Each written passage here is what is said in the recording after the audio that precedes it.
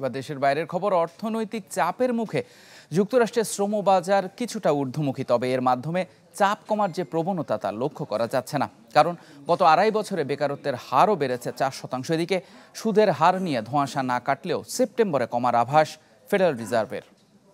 নগদের কাছে সব গ্রাহকই প্রিয়, তাই তো সারা দেশে ক্যাশ আউট চার্জ সবচেয়ে কম। মহামারীর পর থেকে যুক্তরাষ্ট্রের অর্থনীতিতে যে চাপ এসেছে তা এখনো সামাল দেয়া যায়নি। স্বপ্নের দেশটিতে দুঃস্বপ্ন ভর করেছে সাধারণের উপর। তাই তো বছরের শুরু থেকে কর্মসংস্থানের গ্রাফ খুব একটা নজর কাটতে পারেনি। তারপরও আশার আলো কিছুটা দেখা গেছে মে ও জুনে। এপ্রিলে দেশটিতে ঝিমিয়ে পড়া শ্রমবাজার হয়েছে কিছুটা চাঙা। তথ্য বলছে মে মাসে 2.25 লাখ ও জুন মাসে 2 লাখ নতুন চাকরির সৃষ্টির পূর্বাভাসের বিপরীতে 2,72,000 ও 2,77,000 মানুষের কাজের সুযোগ হয়েছে।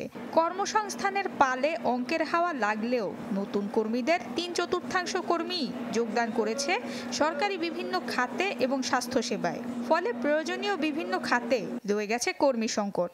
এখনও 66 লাখ চাকরি প্রত্যাশী রয়ে গেছে বেকারি। 1 বছর আগেও এই সংখ্যাটা ছিল 61 লাখ। আমাদের শ্রমবাজার গতি আসছে ঠিকই, কিন্তু বেকারত্বের হারও বেড়েছে। সাম্প্রতিক মাসগুলোর বেকারত্বের হারের দিকে খেয়াল করলে ফেডারেল রিজার্ভের নীতি নির্ধারকরা বুঝবেন যে মূল্যস্ফীতি খুব শীঘ্রই 2% নেমে আসবে।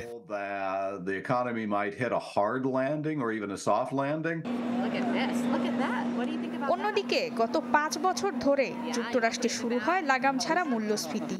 শুরু হয় ব্যাংক সুদের হার বাড়ানোর প্রতিযোগিতা। মূল্যস্ফীতি 2% নামিয়ে আনার লক্ষ্যে গত জুলাই থেকে ব্যাংক সুদের হার 5.5% ধরে রেখেছে ফেড, যা 22 বছরের মধ্যে সর্বোচ্চ।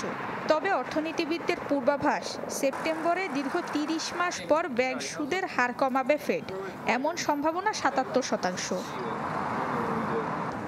2022-এর মার্চ থেকে 2023-এর জুলাই পর্যন্ত মোট 11 বার সুদের হার বাড়িয়েছে ফেডারেল রিজার্ভ।